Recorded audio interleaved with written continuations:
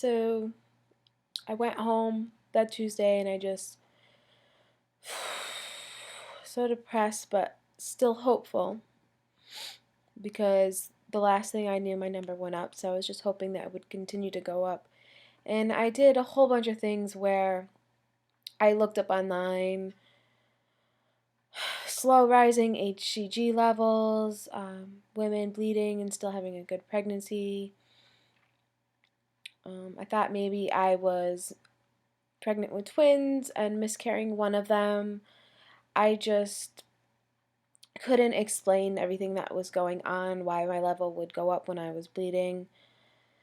And now that I look back at it, it probably did go up, and it was actually probably higher than 41 at one point, but when I started bleeding, I'm sure the level at that point was going down because I got my blood drawn again on Wednesday, and I got the results Thursday, but I was so extremely annoyed at those people because on Thursday I called at 10:30 in the morning and I said, "Hey, I just want to leave a message for the doctor or a nurse to call me back with the results, today on Thursday." So they said, "Okay, we'll give you a call back." So I waited till 3 o'clock and I said, no one has called me back yet. I was just wondering what my results were. And the receptionist was so incredibly rude. And she says, "Listen, you need to be patient." And I said to her, "Listen, I've been patient. I've been more than patient this whole process of what is going on with me. So if someone could please call me back by the end of the day, I would appreciate it."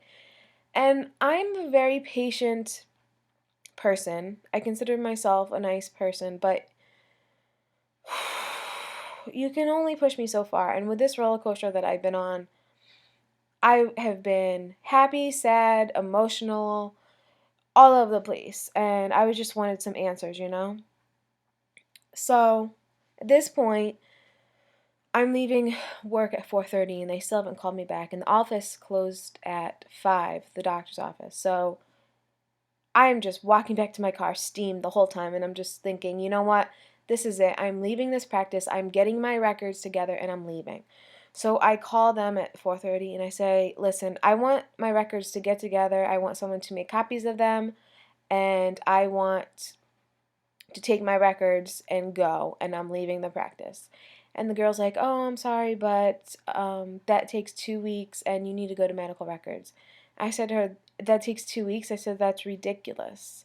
That is totally ridiculous." So I said, "Fine, just transfer me to medical records." I said, "I've been waiting for these results all day and I would appreciate a call back." I said, "But your office is closing." So the receptionist like, "Oh, well, they call at the end of the day and da da da." I was like, "You know what? It doesn't matter. Just transfer me to medical records." So I left them a message. And then medical records called me back.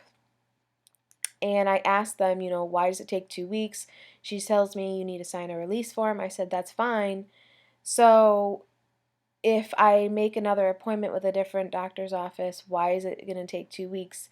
Usually a doctor's office will fax the information over to the other doctor that day or within a day or so. And she's like, "Well, no, that takes 2 weeks. That's our protocol." I said, "That is totally ridiculous." I said, "Whatever. Just get together my information and I'll pick up that release form." So finally, the doctor called me back almost 6 o'clock. And she told me that my level went down to a 17. So I said, okay. I thought it wasn't going to be good. So um, I started crying, and I still, for some reason, had hope because I was having symptoms and my boobs were hurting. And at one point, I thought the bleeding was tapering off. It was like off and on, off and on. And I'm on day 7 today, and of bleeding still. It's tapering off, but a normal period for me is 3 to 4 days, so that's still day 7 and I'm still bleeding. But I bought some pregnancy tests that night because I didn't think they would call me and I wanted to see if it was darker than before. So I took a test anyway, and line was darker than the control line. So I was immediately thinking, oh my goodness, I'm still so pregnant, you know. And then I looked up things online, and people were saying it doesn't matter how dark the pregnancy test is, and this and that and the other. And I called my mom. I did FaceTime with my phone and showed my mom the pregnancy test, and she's like, maybe you should get your blood drawn at a different office. And I was gonna do that, but then it was like reality just set in, and I had to admit to myself that I was miscarrying if I didn't already. I think on Sunday I was, but you get so hopeful because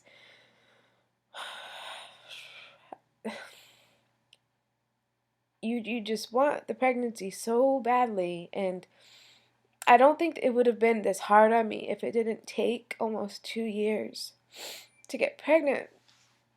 And I have the stupid doctors keep telling me, you're young, it's fine, and that may be true, but it doesn't negotiate the fact that you're still hurting and it still sucks, and you you wanted that pregnancy so badly. So um later on Thursday I finally came to the realization that yes, I'm miscarrying, and this isn't going anywhere. And Friday I went to work and I felt so like the wind was knocked out of me, and just the life, I felt lifeless. I felt like so empty, and I felt just so drained. I was in a fog like all day, and um, people were like, I didn't tell a whole lot of people at work what happened. I just told a couple people who I'm close with at work, and all day people were like, oh, you look so exhausted. Are you okay? And it was really sucky. And today it's Saturday. I do feel a lot better. Um, my husband has been so great throughout this whole thing, and he was entertaining my thoughts when I was saying, you know, maybe we got pregnant with twins and we're miscarrying one, and um, you know, just being hopeful with me and everything. And I appreciate him so much for that, but it's really hard. So um, I don't know. I'm just moving on, and I'm very thankful that I did get pregnant, and that just solidifies the reason why I haven't this whole time. And I knew it had to be because my hormones were out of whack, and now I know it is because my estrogen dominance, even though the stupid doctors don't even consider it at all. They just don't know anything about it. A lot of doctors don't test hormones unless they're a naturopathic doctor. But I did make a new I made an appointment with a new midwife practice, so I'm hoping it's going to be better there. When I made the appointment, the receptionist already was a lot more receptive. I told them, you know, I had a miscarriage, and she's like, you know, I'm really sorry. And it just, I got a better vibe just from talking to them on the phone compared to my other office when I talked to them on the phone. So I'm not giving up, but I am going to take some time for myself. I'm not going to try again for 3 months just because it's really emotionally draining right now. And if I do get pregnant very quickly and I do have another miscarriage, I don't know what I will do this soon. It's just a lot to bear, and I I don't know how my husband would handle it. And it just, all this confirms to me that my body still isn't ready, with my hormones not being on track right now. So I'm going to do probably another video just talking about estrogen dominance and my future plans on what I'm going to be doing to correct that. And it is a very intense plan that I have in place, but it is a necessary plan. So I'm just going to be preparing my body for the next 3 months to get healthy and to get that those hormones in balance and to help with my emotional state and just everything, just preparing. So, thank you everybody for all your kind words, and this is just part of my journey. This is not the end.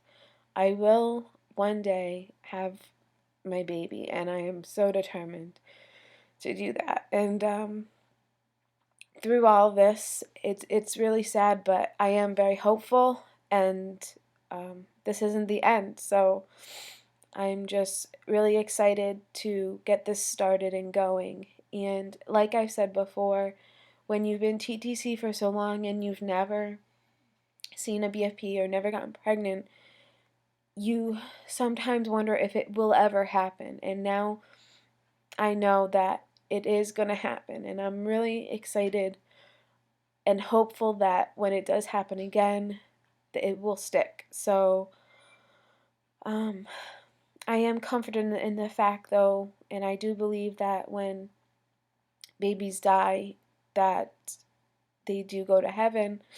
And people say to me, "Oh, well, it wasn't a baby; it was my baby," and I don't care what anybody says. So one day I will see my baby, and right now my baby is with my grandmother in heaven, and she's taking very good care of it. So it's really sad, but I will make it. I will get through. So this is all very raw right now. So sorry for the crying, but I'll probably give another update maybe a week from now. And I'm gonna also, like I said, give an update about my plan, my future plan, to get my body ready for pregnancy, and to be able to carry this time. Okay, guys, I will talk to you later. Thanks. Bye.